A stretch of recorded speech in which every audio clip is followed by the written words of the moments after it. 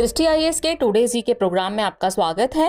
शुरुआत करते हैं पिछले अभ्यास प्रश्न से, जिसमें हमने आपसे पूछा था स्वदेश दर्शन योजना किस मंत्रालय द्वारा लागू की जाती है। आपके ऑप्शन हैं ऑप्शन ए संस्कृति मंत्रालय, ऑप्शन बी पर्यटन मंत्रालय, ऑप्शन सी गृह मंत्रालय या फिर ऑप्शन डी सामाजिक न्याय एवं अधिकारिता मंत्रालय। इस प्रश्न का सही उत्तर है विकल्प बी पर्यटन मंत्रालय। आप में से कई व्यूअर्स ने इस प्रश्न का एकदम ठीक जवाब दिया है। अब आगे की बात को एक्सप्लेनेशन से समझते हैं।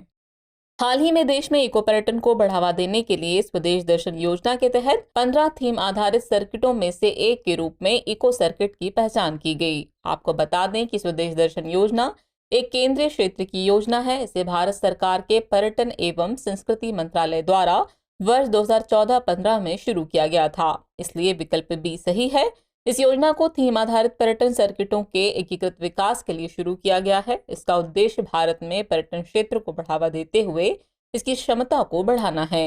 इस तरह इस प्रश्न का सही उत्तर है विकल्प बी पर्यटन मंत्रालय। चलिए शुरुआत करते हैं आज के एपिसोड की। तो आज के एपिसोड का पहला प्रश्न है, निम्नलिखित में से कौन ग्रुप ऑफ फ्रेंड्स की सबसे अच्छी व्याख्या करता है। आपके ऑप्शन है मानव तस्करी की रोकथाम, प्रवाल भित्तियों का संरक्षण, समुद्री सीमा विवाद निपटाने की व्यवस्था या फिर शांति सैनिकों के खिलाफ अपराधों के लिए जवाबदेही को बढ़ावा देना। इस प्रश्न का सही उत्तर है विकल्प डी शांति सैनिकों के खिलाफ अपराधों के लिए जवाबदेही को बढ़ावा देना। हाल ही में भारत ने शांति सैनिकों के खिलाफ अपराधों के प्रति जवाबदेही को बढ़ावा देने के लिए ग्रुप ऑफ फ्रेंड्स लॉन्च किया है। तो ये विकल्प डी सही है। इसे संयुक्त राष्ट्र सुरक्षा परिषद की भारत की वर्तमान अध्यक्षता के दौरान लॉन्च किया गया था। भारत, बांग्लादेश, मिस्र, फ्रांस, मोरक्को और नेपाल इसके सह अध्यक्ष हैं। यह हर साल एक कार्यक्रम की मेजबानी भी करेगा, जिसमें स्थायी मिशन और अन्य हितधारक शामिल होंगे। भारत के पास जल्द ही एक डेटाबेस होगा जो ब्लू हेलमेट्स यानी शांति सैनिकों के खिलाफ सभी अपराधों को रिकॉर्ड करेगा। इस तरह इस प्रश्न का सही उत्तर है विकल्प डी शांति सैनिकों के खिलाफ अपराधों के लिए जवाबदेही को बढ़ावा देना।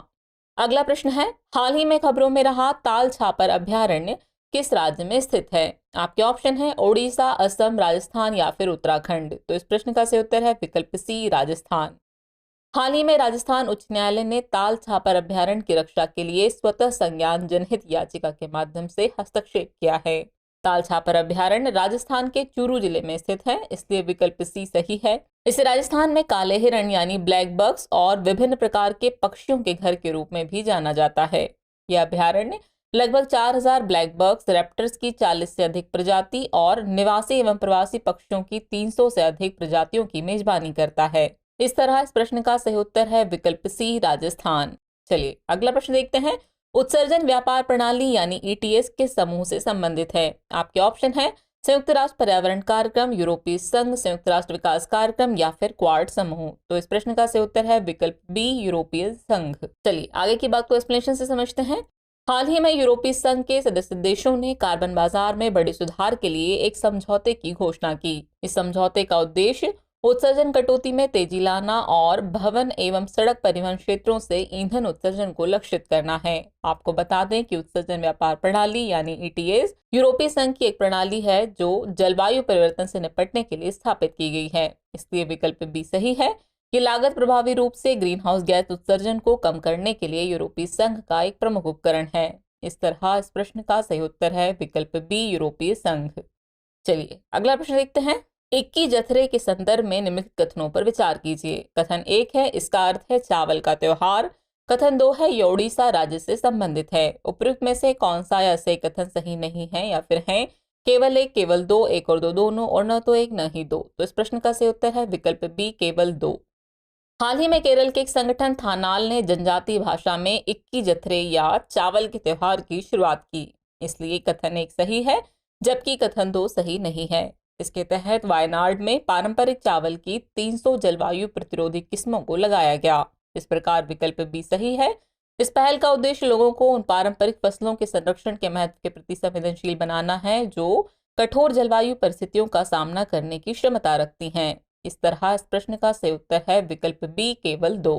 अगला प्रश्न है भारतीय जैव विविधता के संदर्भ में यूरेशियन ग्रिफॉन गिद्ध की आयुसीन स्थिति क्या है। आपके ऑप्शन है क्रिटिकली इंडेंजर्ड, इंडेंजर्ड, वल्नरेबल या फिर लीस्ट कंसर्न। तो इस प्रश्न का सही उत्तर है विकल्प डी लीस्ट कंसर्न।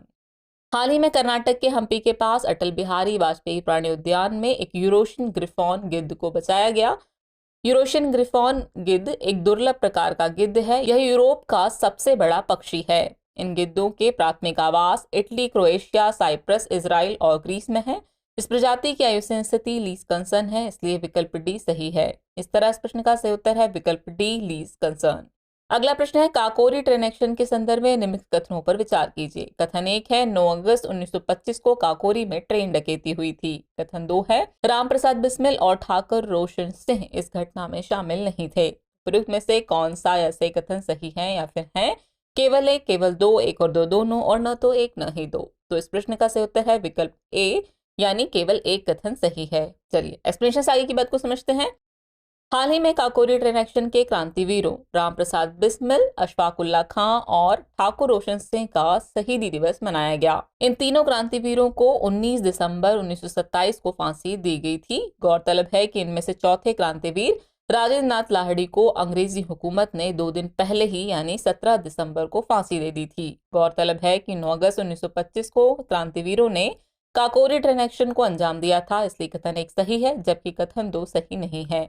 यह एक ट्रेन डकैती थी जिसमें ब्रिटिश खजाने को लूटा गया था। इसका मकसद जनता को यह संदेश देना था कि क्रांतिकारी आम जनता के नहीं बल्कि अंग्रेजी शासन के विरोधी हैं। इस प्रकार विकल्प ए सही है। इस तरह इस प्रश्न का सही उत्तर हुआ विकल्प ए, केवल एक। अगला प्रश्न है निम्नलिखित में से कौन सॉवरेन गोल्ड बॉन्ड यानी एसजीबी जारी करता है। आपके ऑप्शन है वित्त मंत्रालय, भारतीय प्रतिभूति विनिमय बोर्ड, भारतीय रिजर्व बैंक या फिर कॉर्पोरेट कार्य मंत्रालय। इस तरह इस प्रश्न का सही उत्तर है विकल्प सी, भारतीय रिजर्व बैंक।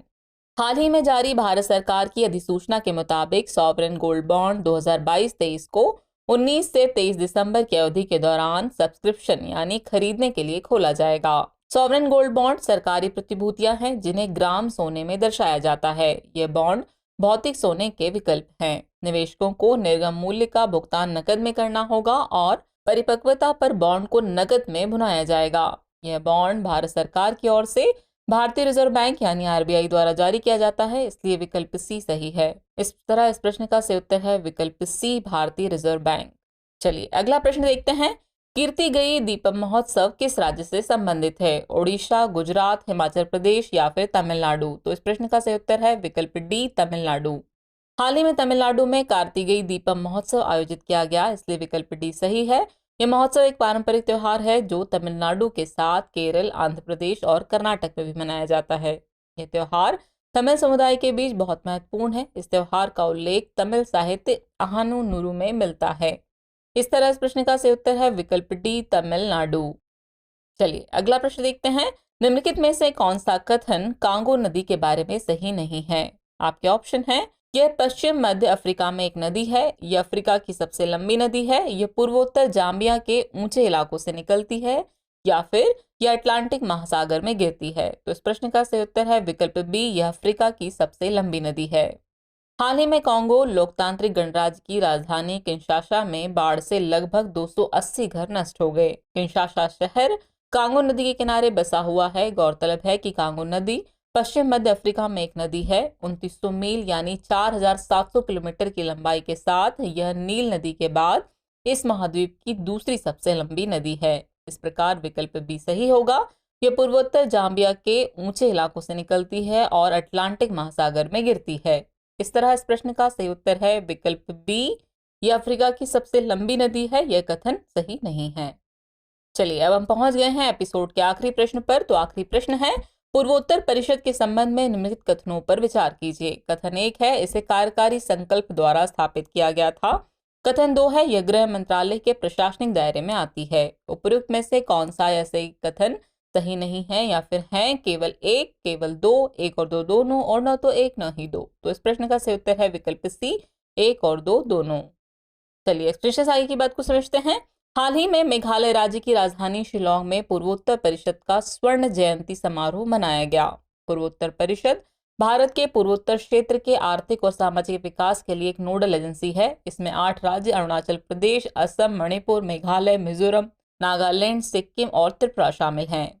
इस परिषद का गठन 1971 में संसद के एक अधिनियम द्वारा किया गया था, इसलिए कथन 1 सही नहीं है। यह पूर्वोत्तर क्षेत्र विकास मंत्रालय के प्रशासनिक दायरे में आती है, इसलिए कथन 2 भी सही नहीं है। इस प्रकार विकल्प सी सही है। इसने सलाहकार निकाय और योजना निकाय के रूप में पूर्वोत्तर क्षेत्र के सामाजिक आर्थिक विकास में महत्वपूर्ण योगदान दिया है। इस तरह इस प्रश्न का सही उत्तर है विकल्प सी, 1 और 2 दोनों। चलिए अब आज के एपिसोड का अभ्यास प्रश्न देख लेते हैं। हाल ही में विश्व का सबसे पुराना डीएनए अनुक्रम किस क्षेत्र में खोजा गया है? आपके ऑप्शन है ऑप्शन ए आटाकामा रेगिस्तान चिली, ऑप्शन बी रॉकीज पर्वत उत्तरी America, option C Greenland Denmark या फिर ऑप्शन डी पश्चिमी घाट भारत। तो व्यूअर्स, इस प्रश्न का जवाब कमेंट बॉक्स में देना ना भूलें। जल्द ही मिलते हैं नए एपिसोड में नए नए सवालों और उनके नए नए जवाबों और जानकारियों के साथ। तब तक के लिए शुक्रिया।